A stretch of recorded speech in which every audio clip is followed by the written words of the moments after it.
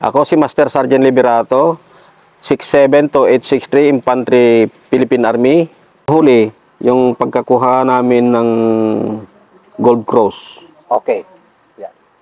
Master. It was, ikwento mo yan yung Gold Cross mo. yung pagkakuha namin ng Gold Cross ganito. Ako ay isang may tiwala kasi sa akin yung company commander ko. So sabi niya, Lib, sabi niya sa akin. Sino yung company commander? Si First Lieutenant Rolly Octora na nandun ngayon sa abroad. Ngayon, dahil malaking tiwala nga niya sa akin, so ikaw nga ang mag-plain clothes ka muna dito, sabi niya sa akin.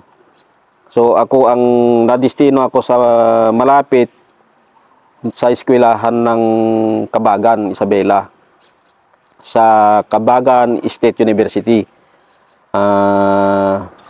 Ngayon, nung nagpasel kami, kasi yung isang kasama ko na isinama ko na karamihan na taga ron sa Masipi is kamag-anak niya eh. At yung isang commander na kamag-anak niya talaga, yung si Villamor Tangunan. Ngayon, namasyal kami sa likod ng CSU na yan, Kabagan State University. Nakita namin yung nagabantay, nagapastol ng baka. Ngayon, nagtanong kami. Ang sabi niya sa amin, hindi nyo ba nakita na nandyan sila ngayon? Mga 5 sila. Sabi ganon. Sino sila? Yung sila Kaamor, si Caraquel, Quaresma, Sabon, at saka si Ingo, saka may 2 pa. Pero kayo, naka-full uniform ka? Hindi, civilian. Parang ano lang? Oo, wala kaming dalang baril. Ngayon, that time, pagbigay ng info sa amin, yung nagbigay ng info sa amin na civilian, na halos kamag-anak din yung kasama ko si Bagain, saan banda, location. Nakuha namin ng location, na picturean namin eh. Kasi yun lang, area na yan ng masukal. Sa labas open. Walang kasukal-sukal. Ngayon, umalis na kami. Pumunta kami, nag-report na ako tumawag kami sa company, namin, hindi makontak, so talagang pumunta kami mismo sa mismong post namin, company post. So sabi ko, sir, positive, mayroon tayong nakuha na impormasyon at talaga nandun sila, sabi ko ganon. So mag-ano tayo ng tao, nag-ano ng tropa, 2 teams. Pag ng 2 teams, sabi niya, Lib, ikaw na ang magbibigay ng Hindi na siya ang nagbigay ng yung briefing. Ikaw na mag-briefing, sabi sa akin. So ako mismo nagbigay ng briefing. Please lang makasama, positive do, walang walang yung biruan. Yung paubo-ubo dyan, sabi ko, huwag na lang sasama kasi mapapahamak lang tayo, sabi kong ganon. So lahat na may nararamdaman na ubo, mga karamdaman ng sa kanila, sa sarili, naiwan. So mayroon kaming kasama ko yung CO namin, bali 2 teams. Pagdating namin, gumapang na kami sa masukal na from tactical CP namin, company CP namin, pumunta kami doon sa area na yan. Kasi medyo malayo-layo eh. Umalis kami doon is 10 o'clock ng gabi. Umabot kami madaling araw na. So malayo-layo talaga? Oo, naglakad kami. Kasi talaga under the, yung wala pang, walang sinag. Hinahabol niyo yung eksakto na pagdating namin, sana mas pa sana eh. Yung mas maaga pa sana nakarating kami doon, pero magliliwanag na nung nakarating kami sa area. Kasi ang briefing mo is i-hit nyo yung madilim pa. Oo, supposed to be mahit namin before na mahit namin madilim pa. Eh pagdating namin eksakto na magliliwanag na. Tapos yung dalawang tao na yung kasama ni Tangunan, eksakto na iihi na sila. Nakita na no yung nagmamanyobra na kasama namin yung one team. Ayun, sila pang unang pumutok. Ang kalaban pa. Oo, yung dalawa na umiihi. Then the time, banat na, burst na. Ako naman, ang ginawa ko, di bumakbak na ako. Tabi ko yung si Lieutenant Octura. Pagdating ko fire, di ganun na. Ang tama, dito kami, ganyan eh. Ganyan ang tama. Dahil L nga na ganyan. Bandang huli, pagsabi ni Kwan, sabi niya si Lieutenant Octura sa akin, may tama ko, Lib, sabi niya sa akin. Di tinignan ko. Ito yung tama niyo. Pag ganun. Yung suspender belt na tamaan hanggang daplis lang dito sa linya eh. Sabi ko, sir, dapa. Sabi ko gano'n, pagdapa. Akin ang M60. Sabi ko yung Kwan, yung sa gunner ng M60, palit na naman kami. Ginawa ko yung M60. Dahil talagang ano ako, batido ako sa M60, kaya kong i-single yung M60 eh. Matagal ka 60. Oo. 60 gunner ako dati. Kinuha ko yung M60, nagaw ko yung M60, hawakan mo na yan. Ibinakbak ko yan ng kada kon 50 rounds, ganyan. Bakbak. Na walang, basta 50, eksakto 50. Bandang huli, bandang huli huminto, walang parang walang mag-return fire. Buhay pa kayo, putang na nyo, sabi si Lieutenant Octura. Sumigaw na siya? Oo. Hindi pa kayo magsusuko. Sabing ganon. Di ko, bakbak na naman, bakbak. Dalawang M60 naggaganyan eh. Yung sa kabilat saka ako. Nung nagano na,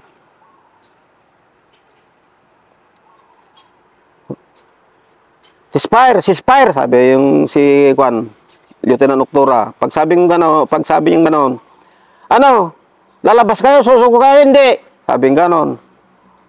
Pag walang sumagot, bakbak ulit. Pero hindi na sila nagre-return fire. Pag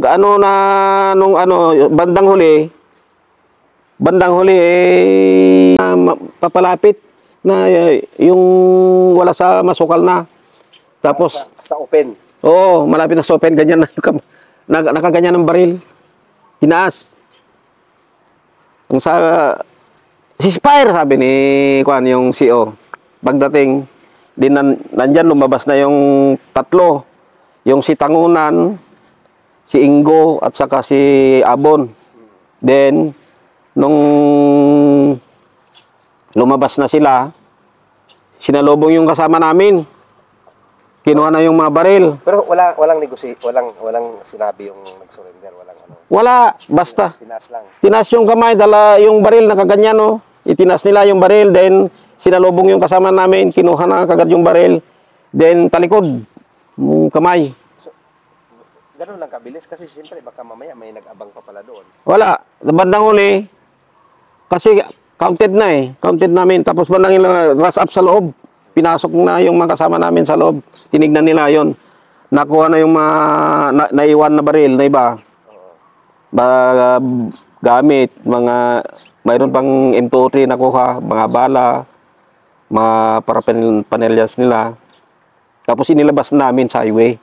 That is, kasi, biro mo, napakaganda yung araw na yan kasi it was a National Heroes Day. August 30, 1998. Oo, August 30. National Heroes Day. Kaya yon ang kaya hindi ko makalimutan yan kasi puro may sa senaryo na yung pangyayari sa akin. Kagaya yung pagkakuha ko yung medalya ng sabi ko nga yung wounded medal. Okay. Pero ano yun, Master? Yung araw na yun, yung August 30 na yun, sa inyo, walang Wala naman. Si yung namin na sugatan. Si Lieutenant Octura. Gaano kadikitan yung Labanan na yan. Dikit, ito lang. Ito nga. Oh. 50 meters. Oo, mga 50 meters. Nagkadikitan na eh. Kaya lang, masukal-sukal sa kanila. Ang tinaguan lang nila kasi, yung may lubloban ng kalabaw. Yung tatlo na yan, doon lumublob ng kalabaw yung tatlo na yan. Pero yung dalawa, naka-escape sila eh. Kasi 5 yung account. Oo. 5. Yung dalawa, naka-exit sila. So ano yung result nun? Ang result nun, kuwan lang, yun lang, yung surrender, tatlo, at saka yung mga baril na nakuha namin, M23, M16, mga tatlong M16. So, doon mo nakuha yung ano, Gold Cross. O, doon namin nakuha yung Gold Cross. So, after nun, anong kuha? Then, in-evaluate nila kasi hindi naman ewan kung maganda yung report o hindi. Kaya, kasi ang sabi nila nun sa amin na supposed to be distinguished conduct star. Kaya lang, not available daw. Yun yung sabi nila noon na naririnig ko. So, kaya Gold Cross yung naibigay sa amin. First Lieutenant Rolly Octora, ako, si Agpawa, Bagain. Yun ang mga Gold Crosser na kasama ko noon sa Encuentro. At the same time, yung sabi nila na ang nagbigay at naglagay ng medalya namin nga pala hindi ko alam kung chief of staff noon, si Voltaire Gasmin. That time, it was 1998. So at least masaya ka doon kasi wala man lang namatay, di ba? Oo, masaya ako. Pero kung namatay yung official ko, ako yung sunod na patayin ko yung tatlo na yan. Hindi ko na ipapaabot na patayin ko yan. Talaga sintensyahan ko sila. Mabuti, talagang daplis lang. Pero kung napuruhan si Lieutenant Octora, ako ang magdidesisyon sa tatlo na yan. Sigurado hindi sila mabubuhay. Kaya nga, nag-ano nga ako, yung mga nagtitinda noon na malilit pa sila nung nandun kami ng taho, sinasabihan ako na, sir, dapat pinatay nyo na lang sana sila, Amor. Kasi bumalik din sila, sabing ganon. Siguro, yung pangako ng gobyerno natin, hindi naibigay sa kanila. So, ayun, yun ang sinabi nila kung nagbabakasyon kasi yung nagtitinda ng taho may nampa, pinatay nyo lang sana, sir, sila. Bumalik din yung mga gawain nila, sabing ganon sa akin. Pero mismong mga civilian pa yung nagsasabi, di ba? Oo. Ang totoo yan, napamahal sa akin, napamahal sila sa amin yung mga civilian doon noon kasi maganda yung mga pakikisama namin noon na sila. So, hindi yung alam mo kasi yung mga civilian na malapit sa atin, kung hindi tayo marunong makibagay, yung abuso ang ginagawa natin, talagang sila lumalayo sila sa atin. Maramdaman mo talaga kasi nung una yung mga lahat sa lahat na napuntahan ko na sa mga detachment, talagang halimbawa, makiko-coordinate ako sa mga, halimbawa ako sa barangay, coordination, meeting. So, ipaliwanag namin kung bakit kami nandun. Nandun kami para proteksyonan sila. Hindi kami ang kalaban nila. To protect them. At saka kung anong problema, namin. Kung kailan kaya namin ibibigay namin. Ganon ang namin, pinapakisama. So, karamihan na sa lahat na napuntan ko, na destino ako noon, ganon ang sinasabi ko sa mga malapit sa amin na mga civilian. So, close na close sila sa amin. Biro mo, sometimes yung mga iba pumupunta doon, sir, ulam nyo. o nag-abala ka pa. Siyempre, manag-abala ka pa. Siyempre, sa amin naman, nagbigay yung tao, pilit naman na, ito, pasensya ka na, ito lang, kulang eh.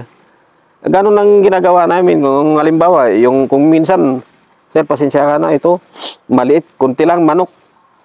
Siyempre, yung mga iba na nadestinuhan namin, yung gustong-gusto nila yung canned goods, yung sardinas. Kasi galing daw imported, kasi may Japan eh, tatak. Sabi yung mga civilian, sabi, ngayon lang kami makaulam ng ganito. Made in Japan eh. So, ipinapalit nila yung manok sa amin noon. Palista namin sardinas. Special na sa kanila yun. Special sa kanila yon yung sardinas. Kasi galing Japan daw eh. Imported. Kaya doon ko na-realize din na kapag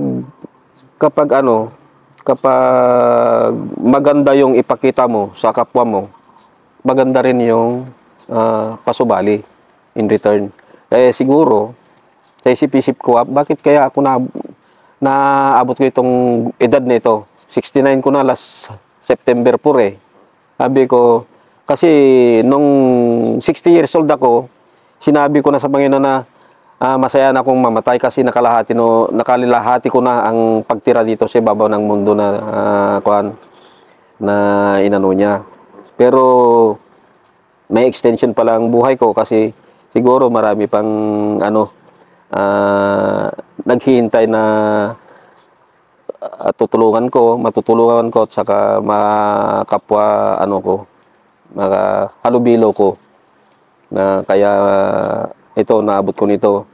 Eksakto when I was nung nandun ako sa Mindanao, pagpasok ko sa Mindanao noon, akala ko kaya lahat noon nung first time ko noon nung trainee ako, sabi ko bago kami umalis sa Port Magsaysay noon ang daming insurance na pumunta doon.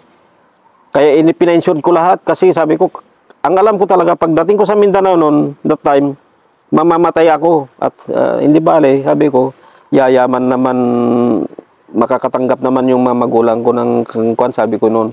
Pero nagsisi ko. Pagdating ko noon, yun pala, biro mo, ang sahod ko lang noon, kulang na 100. It was 1976, nandun kami sa Mindanao noon. 100 lang? Kulang na 100 kasi kwan na biro mo, nandun na cut off na lahat sa insurance, nandun lahat, ang daming insurance na kinuha ko noon. Hanggang na-terminate nga ako. Pag-terminate ko nga, dumating ako nga dyan sa bahay, so, piso lang nahulog sa wallet ko. Hinanap pa yung kapatid ko na yung sunod sa akin. Yung ganitong wounded. It was galing ako sa bakasyon. Umuwi ako dun sa amin dun Zero Street. Ang sabi ko, pupuntahan ako sa detachment namin sa Barangay Pangauan, Magpet, North Cotabato. Na ang kumpanya namin ng Alpha Company, puro Alpha ang nasa akin Alpha Company ng 39IB nasa Magpet mismo sa sentro. Ngayon, from there, hindi ako duman sa mismong company CP namin, kundi diretso na ako sa detachment namin sa Pangauan.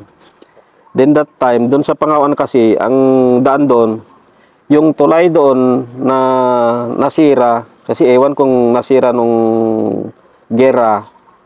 Kaya ang means of doon, yung daan, through cable, yung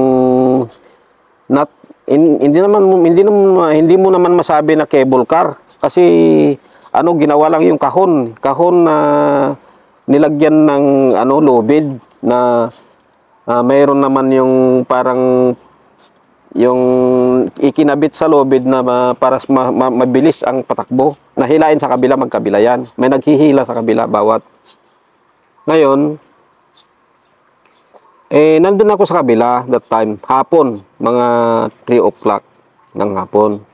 Sa kabila, mayroon kasi nagtitinda rin doon sa mga tabi ng kalsada. Sa kabila ng yung tulay na nasira. Then, nandun ako na nakikipagkwentuhan. Ang sabi ko, kasi naghintay din ako ng sakyan eh. Pagdating yon, mayroon yung habal-habal, yung single motor, yung habal-habal na sinasabi nila kasi pwedeng magkarga ng ano eh, may baggage compartment na ginanon. Tapos magkarga. So that time, nung dumating na yung nagbenta ng coffee, yung kape, di nandun na sumakay kami. Yung driver, tapos yung kasunod yung babae, sunod yung lalaki, at ako ang pinakahuli. That time, pero hindi ako nakasuot ng uniform, kundi naka-jumper ako ng ng maong at saka may baril ako. Kasi pupunta na. Open, baril mo kita talaga. Ang baril ko nakaganon eh. Ganon ang hawak ko nung sa likod ako mismo. Pagdating namin na yung sa pakyatan yan, daanan, lalo na kasi batuhan eh. Hindi hindi matuli ng takbo yung motor at saka pakyat eh. That time na binakbakan kami. Pinutukan na kami. Then, pag sabi ko, may sumasalubong sa amin, naglalakad pababa eh. Sir, ambos! Sabi ko ganon. Di ngayon, huminto yung mga sasalubong sa amin. Nahinto na rin yung motor. Natumba na yung motor. Pag tumba, tumalon na rin ako eh. Gulong na ako na pababa. Kasi ang area noon is, dito sa pababa rin, pagulong na pumagulong na ako ng pababa ng husto. Then, huminto sila, nagpaputok. Ako naman, nung nakapasok na ako sa Sampinitan, yung masukal na may tinik-tinik na akala mo sa amin yung bahin-bahin. Yung may green na green. Ngayon, that time, doon ako nakatago. Pagtago kong ganon, tinitignan ko kung saan yung mga bumaril sa akin. In that time, nakita ko sila eh. Di, bumaril na ako. Tanggal nga yung, yung harapan yung baril ko, yung, yung tawag nun? Blast. Yung, hindi. Yung hangguard, upper hangguard. Tanggal yung isa. Then doon na pumutok ako. Pagputok ko, yan, naggaganon-ganon na sila sa mga puno ng mga nyug. Nakita ko na eh, nakikita ko. Sinampak ko yung may rifle grenade ako isa. Pag sampak ko nung isang rifle grenade, yan, boom! Mas lalo silang nagtatakbuhan na eh. Ayun na. Nung nagganya-ganya na sila, siningil-single ko, hindi ako nag-automatic. Tak, pick up lang eh. Then nung wala na, na sila, sabi ko, baba na rin ako, pumunta ako, malapit ako sa Pero hindi ko naramdaman itong tama ko. Tama ka na pala. Oo, hindi ko naramdaman yan eh. Lumapit ako sa nag-aararo. Sabi, lalapit sa akin, Sir, nambus kayo, tulungan ko kayo. Sabi ganon. O sige, salamat naman at tulungan mo ko. Pero huwag ka ganong lumapit ha. Sabi ko, ito. Inits ako sa kanya yung jungle pack ko. Sige, dalhin mo yan. Sabi ko. Bandang huli, niya ako. Dito tayo dadaan, sir. Sabi ganon. Di sinundan ko. Pero nung palusong kami sa ilog, wala. Magiging pato ako dyan. Sabi ko, hindi tayo dadaan dyan. Dito tayo akakatun. Tumbukin mo ito. Yung sa may tindahan. Sabi ko ganon.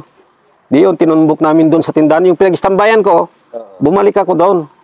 Then nung nandun na ako, siyempre, sobra pang hingal ko eh. Dahil pagod nga. Pagdating ko doon, umupo na ako. Di, akin na yung bag. Itsa mo. Pag itsa, di sa akin na. O yan.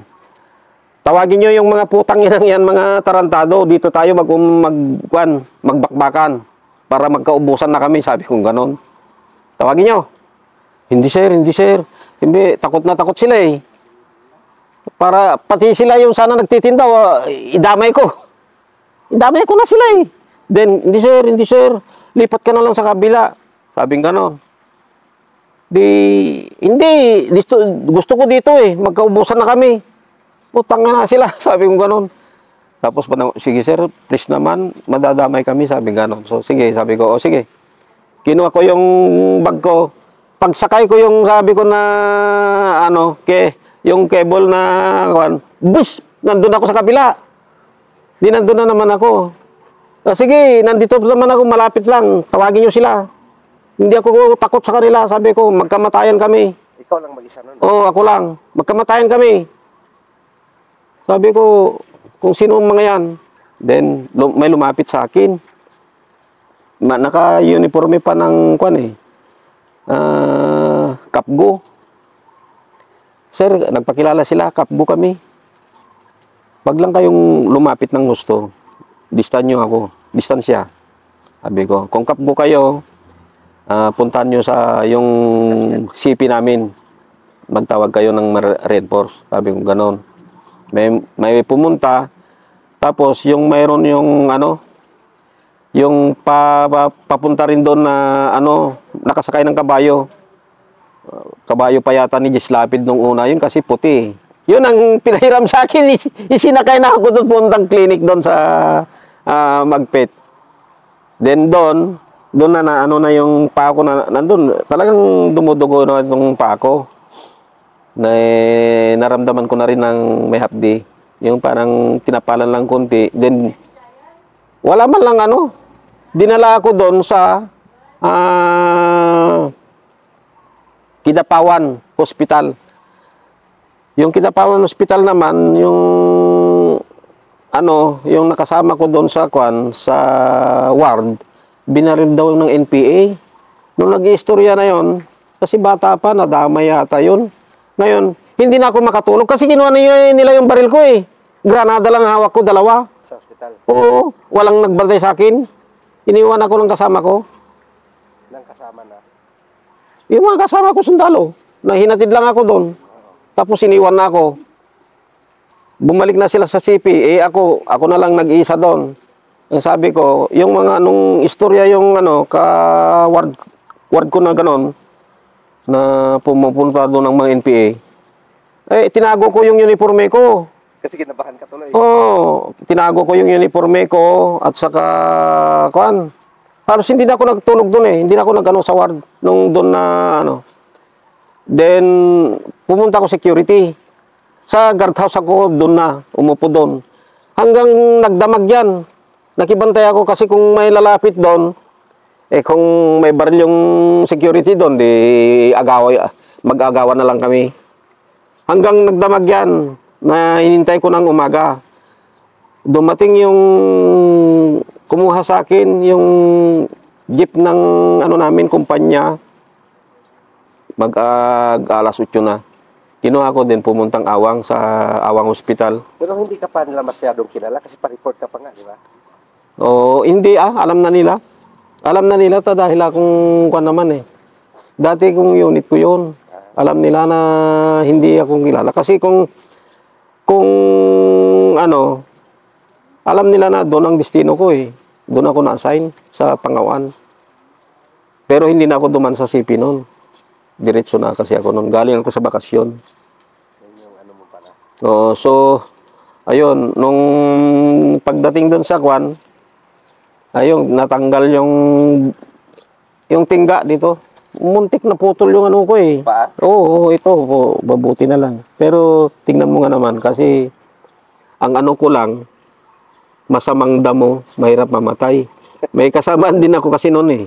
May kalukuhan din ako noon. So, na-awardan ka doon? Na-awardan ako. Yun ang pinakamasakit na mahirap kunin na award na yan. Yung February 19, 1987.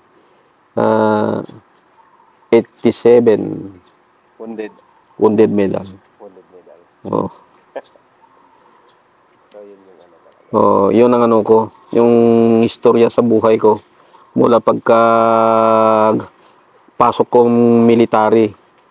hanggang it was 31 December 2000, ayun na, lumabas yung order ko na retired, pero not yet retarded kasi I'm still ngayon kicking.